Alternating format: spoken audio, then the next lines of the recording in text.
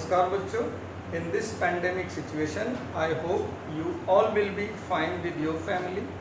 So stay home, stay safe. आप सबको आज मैं कक्षा 10 अध्याय 1 वास्तविक संख्याएं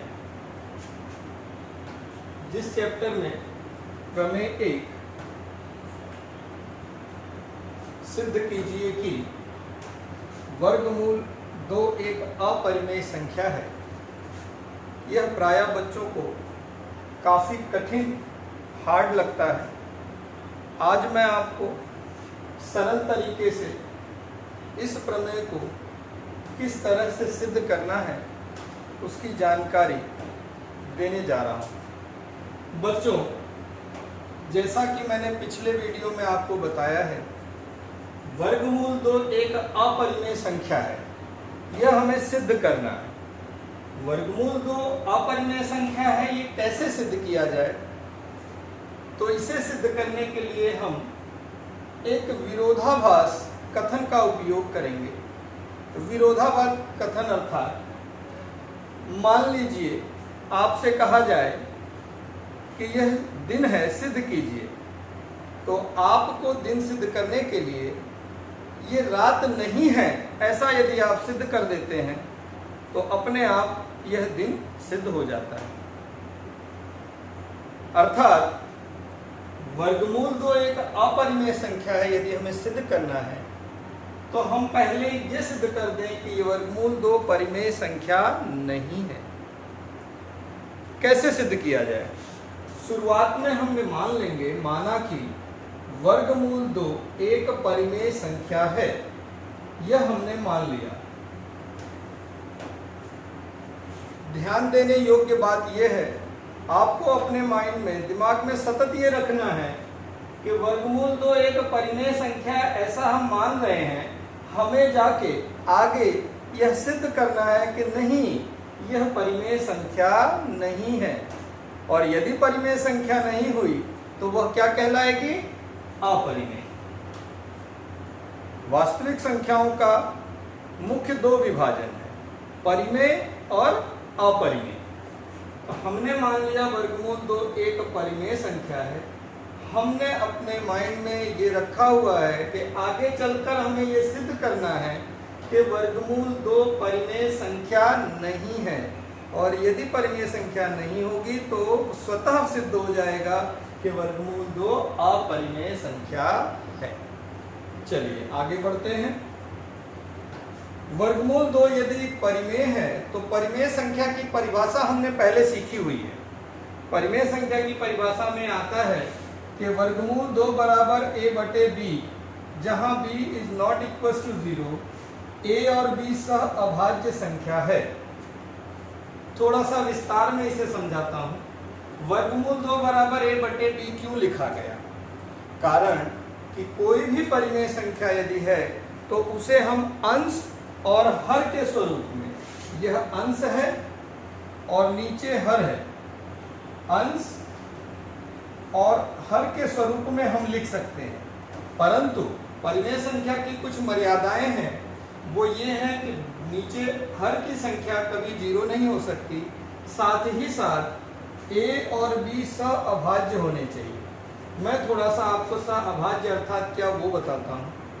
सह अभाज्य को प्राइम जिसे इंग्लिश में कहते हैं, उसका अर्थ ये है कि अंश और हर का म स, जिसे हमने HCF कहते हैं इंग्लिश में, म स 1 होना चाहिए।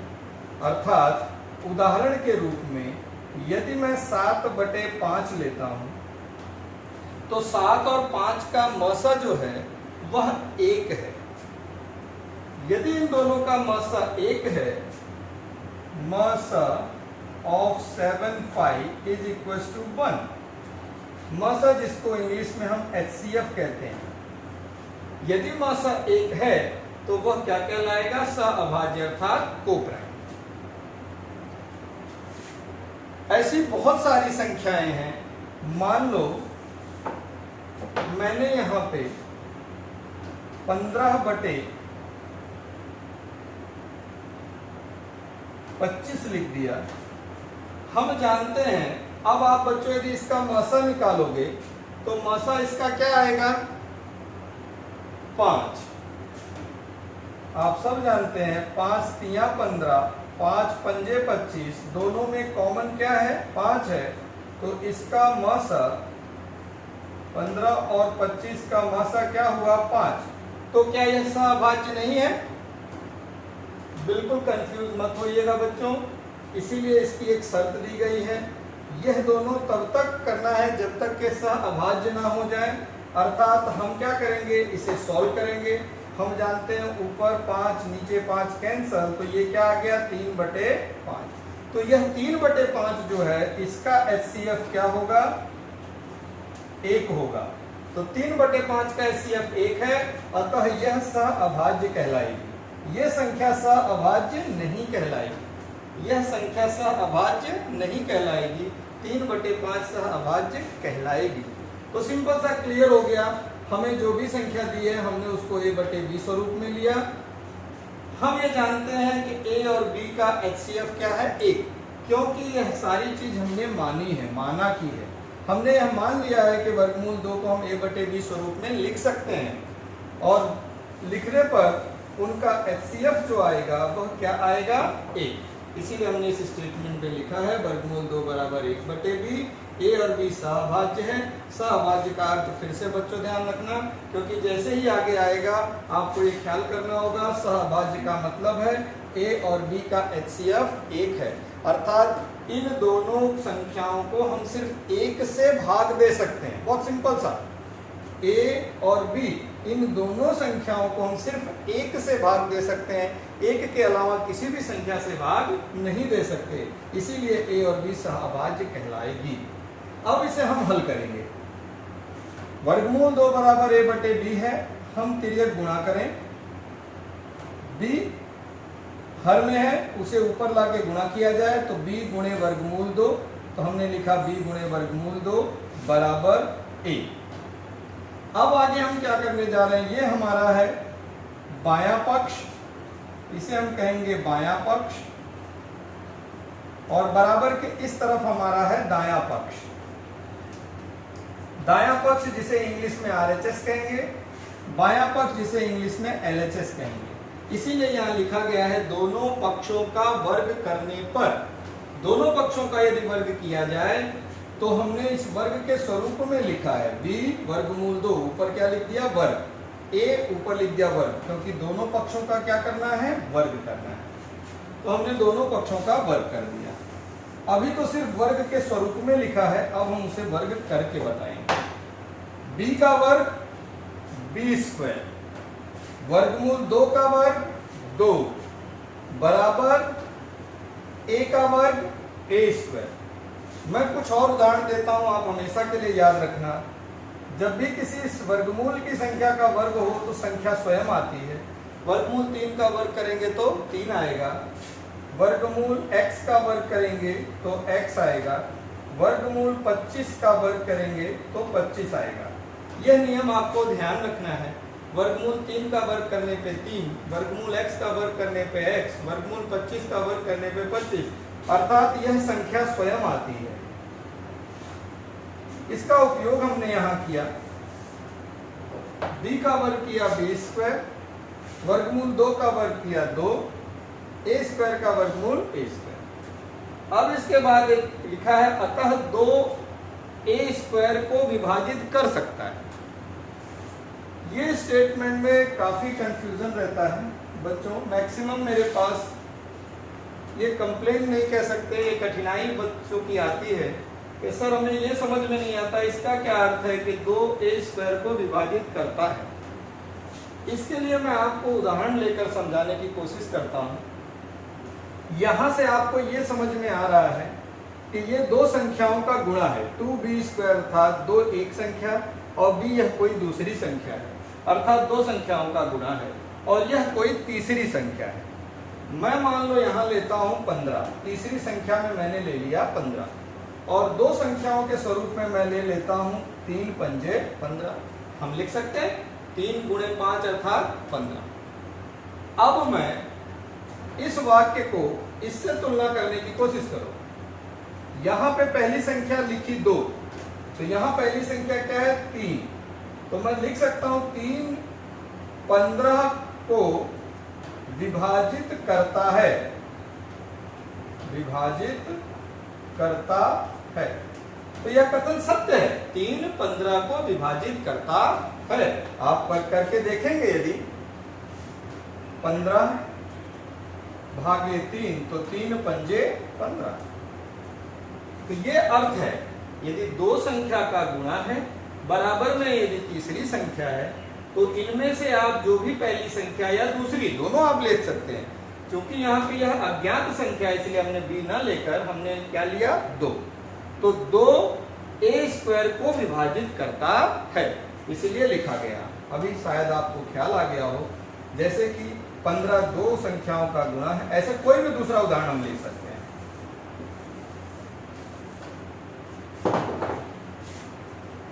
7 8 56, मान लीजिए हमने 7 8 56 लिया, तो इसमें पहली संख्या क्या है 7, तो 7 से हम 56 को विभाजित कर सकते हैं। जरूरी नहीं है, हम दूसरी संख्या से भी 56 को विभाजित कर सकते हैं, यह दोनों संख्याओं से विभाजित होगा। क्योंकि यहां हमने b नहीं लिया, क्योंकि b अज्ञात है, इसीलिए हमने क्या लिया 2 लिया। तो इस वाक्य से आपको ख्याल आ गया होगा कि 2a² को विभाजित करता है। अब यहां हम प्रमेय 1.3 का उपयोग करेंगे। यदि किसी 3.1 में क्या है, यदि किसी संख्या का वर्ग किसी से विभाजित है तो उसका वर्गमूल भी उस संख्या से विभाजित होगा। अब इसे उदाहरण से समझाएंगे, समझने की कोशिश करते हैं। मान लीजिए हमारे पास 49 है, 49 किससे विभाजित है 7 से, 7 7 49। तो यदि 49 7 से विभाजित है तो इस 49 का वर्गमूल क्या होता है 7, तो वो भी 7 से विभाजित होगा, स्वाभाविक है। ऐसा कुछ भी आप लें, आप मान लीजिए लेते हैं 100, 100 किसका वर्ग है 10, आपको पता है 10 का वर्ग क्या है 100। यदि हम 100 को 5 से विभाजित कर सकते हैं, यदि 100 को 5 से विभाजित कर सकते हैं, तो इस 100 के वर्गमूल अर्थात 10 को भी 5 से विभाजित कर सकते हैं, इस 10 को भी 5 से विभाजित कर सकते हैं। ये इस प्रमेय का अर्थ है। प्रमेय 1.3 क्या बताता है, यदि किसी संख्या को आप किसी से विभाजित कर सकते हो तो उस संख्या के वर्गमूल को भी आप उस संख्या से, देखो 5 से यहां विभाग किया, 5 से यहां विभाग किया, यहां पे हमने मूल संख्या 100 को विभाजित किया और यहां पे हमने इस संख्या के वर्गमूल को विभाजित किया। तो 5 से 100 भी विभाजित है, 5 से 10 भी विभाजित है। तो प्रमेय 1.3 द्वारा ये हम कहने की कोशिश करते हैं कि यदि 2a² को विभाजित कर सकता है तो इसका वर्गमूल, a² का वर्गमूल क्या होगा बच्चों a² का वर्गमूल a। यदि 2 से a² को विभाजित किया जा सकता है तो 2 से a को भी विभाजित कर सकते हैं। ये हम लिख दिए, बहुत सिंपल सी बात है। अब मैं इसके आगे यहाँ पे मुझे हर एक स्टेटमेंट का उदाहरण लेना पड़ेगा। प्रमेय है, कथन है, और सबसे बड़ी बात यह कथन अज्ञात संख्याओं से है, तो हमें समझने में थोड़ी कठिनाई होती है, इसलिए हम हर एक लाइन का उदाहरण ले लेके आपको समझाने की कोशिश कर रहे हैं। यदि 2 से a को हम विभाजित कर सकते हैं, तो चलिए एक कोई संख्या ले लेते हैं। 2 ले लिया हमने, यहाँ 2 इसलिए 2 ले लिया। अब इस a अर्थात कोई अज्ञात संख्या है, अज्ञात संख्या की जगह हम कोई भी उदाहरण ले लेते हैं। हम अपनी इच्छा से जो संख्या लेना चाहें जो इस 2 से विभाजित हो। मान लीजिए यहाँ पे मैंने ले लिया 28। अब हम जानते हैं इस 28 को हम 2 से विभाजित कर सकते हैं। 2 1 कम 2, 2 चौक 8 अर्थात 14। अब आप यदि ध्यान दें, यदि 2 से 28 विभाजित है तो ये पक्की बात है कोई तो ऐसी ये तीसरी संख्या होगी जिससे यह विभाजित होगी। देखो 14 के पारे में भी तो 28 आएगा, 14 दूनी 28, अर्थात इन दोनों संख्या का गुणनफल 2 गुणे 14 क्या होगा 28। ये नियम हमने पहले भी सीखा है। यह है हमारा भाजक, ये है भागफल, ये है भाज्य। तो भाज्य बराबर, यह भाज्य है, अंदर है भाज्य, यह हमारा है भाजक और ये है भागफल। हमें नियम पता है, भाजक गुणे भागफल, भाजक गुणे भागफल बराबर भाज्य। यहाँ यदि ये 2 से विभाजित है तो इस भागफल से भी यदि भाजित होगा। हम बात इस स्टेटमेंट की कर रहे थे, अब इसे समझने की कोशिश करते हैं।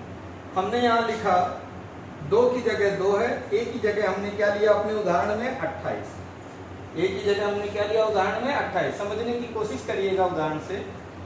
2 की जगह 2 रखा है, इस अज्ञात संख्या की जगह हमने कोई अपनी संख्या ली 28, तो 2 28 को विभाजित करेगा, अतः हम a बराबर 2c लिख सकते हैं। अब देखिए 2 तो यही है, a की जगह हमारा 28 था, ये 28, a की जगह 28, 2 की जगह 2, c क्या हो सकता है? तो आप देखिए ये आपका a है, ये आपका 2 है, तो c की जगह पे क्या आया 14।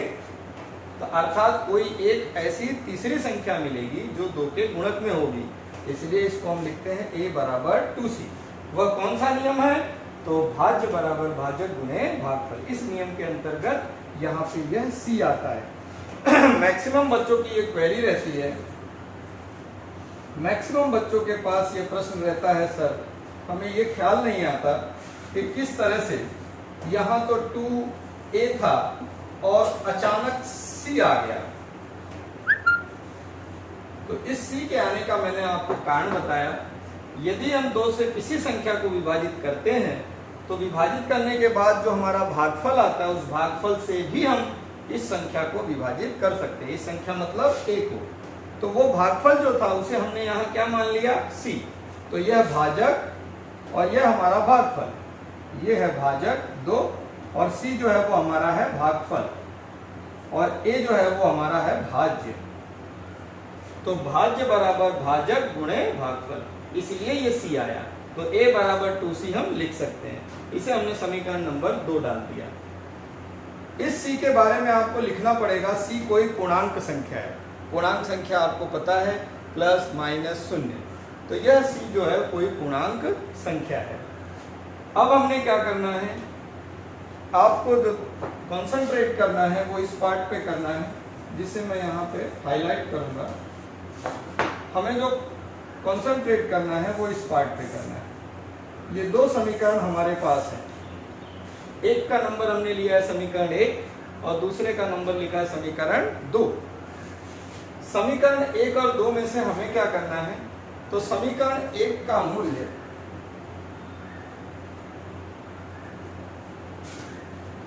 समीकरण 2 से, यह समीकरण 2 है, इससे a का मान, ये a का मान है, a बराबर 2c, ये a का मान कहलाएगा। समीकरण 1 में, यह समीकरण 1 में है, प्रतिस्थापित करना है, अर्थात इस मूल्य को ले जाकर इस a की जगह पर रख देना है। फिर से इस a का मूल्य जो 2c है उसे हम 1 में ले जाकर रख देंगे, अर्थात इस समीकरण 1 को, फिर से ध्यान दीजिएगा, इस समीकरण 1 को हम पुनः लिखेंगे। ये एरो के थ्रू मैं बताने की कोशिश कर रहा हूं। इस समीकरण 1 को हम पुनः लिखने की कोशिश करेंगे। 2, आप देखिएगा मेरा लेफ्ट हैंड राइट हैंड दोनों पैरेलल है। 2 as it is, d square as it is, equal to as it is a की जगह पे मुझे प्रतिस्थापन करना है। a की जगह पे किसका प्रतिस्थापन करना है? 2c का। अतः a की जगह मैंने क्या लिख दिया? 2c। ऊपर वर्ग है इसलिए वर्ग लगाया। अब इसे हम हल करते हैं। 2b स्क्वायर बराबर 2 का वर्ग 4 और c का वर्ग c स्क्वायर।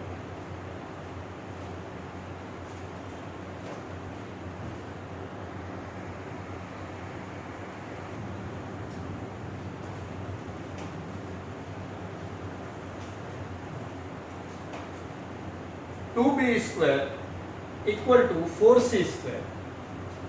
2 से 4 को कट किया जा सकता है, कैंसल, 2 एकम 2, 2 दूनी 4, अर्थात b स्क्वायर बराबर 2c स्क्वायर। अब इस प्रकार के कथन का पुनरावर्तन हो रहा है, हम यहाँ देख सकते हैं। इस प्रकार का कथन हमारे पास यहाँ आया था।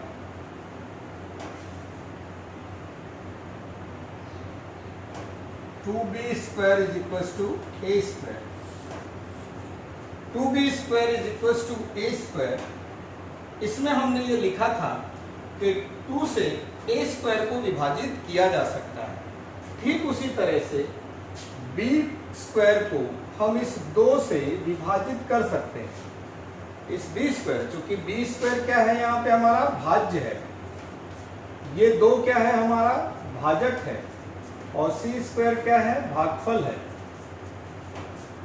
ऐसा फिक्स नहीं है, आप इसको भागफल और इसको भी भाजक कह सकते हैं, इसमें कोई क्रम निश्चित नहीं है, बट ये भाज्य है, भाजक और भागफल।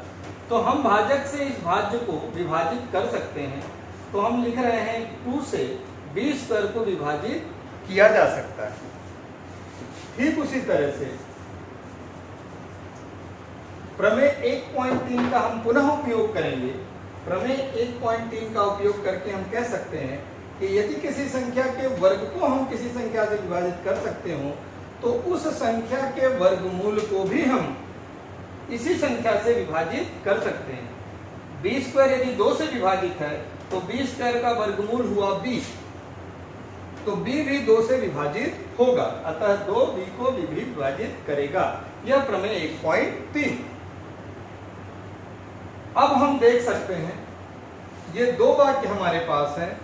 पहला वाक्य है 2 से b को विभाजित किया जा सकता है, जबकि इसके पहले हमने यहां सिद्ध किया था कि 2 से a को विभाजित किया जा सकता है। यहां हमने सिद्ध किया था 2 से a को विभाजित कर सकते हैं।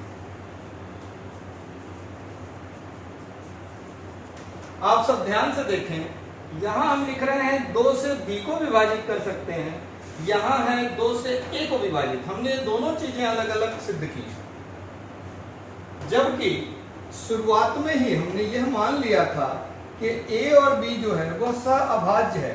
सहअभाज्य अर्थात यह 1 के अलावा किसी भी संख्या से विभाजित नहीं होगा। a और b सहअभाज्य है। इसका क्या अर्थ था? इसका अर्थ था कि a और b मात्र और मात्र 1 से विभाजित होगा, 1 के अलावा किसी से विभाजित होगा नहीं। जबकि यहां हमने सिद्ध किया कि a 2 से भी विभाजित है और b भी 2 से विभाजित है, अर्थात a और b 2 से विभाजित है। तो हमें ये लिखना पड़ा a और b में कम से कम एक उभयनिष्ठ गुणनखंड 2 है। उभयनिष्ठ अर्थात कॉमन, उभयनिष्ठ अर्थात कॉमन। a और b, ये है a, ये है b, में कम से कम एक उभयनिष्ठ। उभयनिष्ठ क्या है? यहाँ 2 है, यहाँ भी 2 है, तो इन दोनों के पास एक उभयनिष्ठ गुणनखंड 2 है, जो कि हमारा जो कथन हमने शुरुआत में माना था उसका यह कथन विरोध करता है। क्यों विरोध करता है? हमने यहाँ माना था कि a और b के पास मात्र एक ही उभयनिष्ठ गुणनखंड है, वो है 1, जबकि हमने सिद्ध किया तो उसमें क्या आया? 2। तो हमारा माना गया कथन वह यहाँ विरोध होता है उसका। अतः जो हमने वर्गमूल 2 को परिमेय माना वह परिमेय नहीं हो सकता। इसलिए हमने यहाँ लिखा, इससे इस कथन का विरोधाभास प्राप्त होता है। इस कथन का विरोधाभास अर्थात हमने कथन में माना था a और b मात्र 1 से विभाजित है, जबकि यहाँ पे आया a और b 2 से विभाजित है। इसीलिए हमने लिखा यहाँ हमारे माने गए कथन का विरोध उत्पन्न हुआ। a और b में 1 के अतिरिक्त कोई गुणनखंड नहीं था, परंतु ऐसा नहीं हुआ, अतः वर्गमूल 2 परिमेय संख्या नहीं हो सकती। और स्वाभाविक है, वास्तविक संख्याओं के 2 भाग, एक है परिमेय, एक है अपरिमेय। यदि वह परिमेय नहीं होगी तो स्वतः सिद्ध हो जाता है कि वर्गमूल 2 जो है वह अपरिमेय संख्या है। इस तरह से हम इस प्रमेय को सिद्ध कर सकते हैं, और जिस तरह से लिखा गया इसी तरह आप परीक्षा में लिख भी सकते हैं। अतिरिक्त चीजों को आपको नहीं लिखना है, जो मैंने व्हाइट चौक से लिखा है उन चीजों को आपको एग्जाम में लिखना है। परीक्षा में यह प्रमेय इंपॉर्टेंट माना जाता है, प्रायः इन प्रश्नों को पूछते हैं। सिर्फ और सिर्फ इन संख्याओं में परिवर्तन हो जाता है।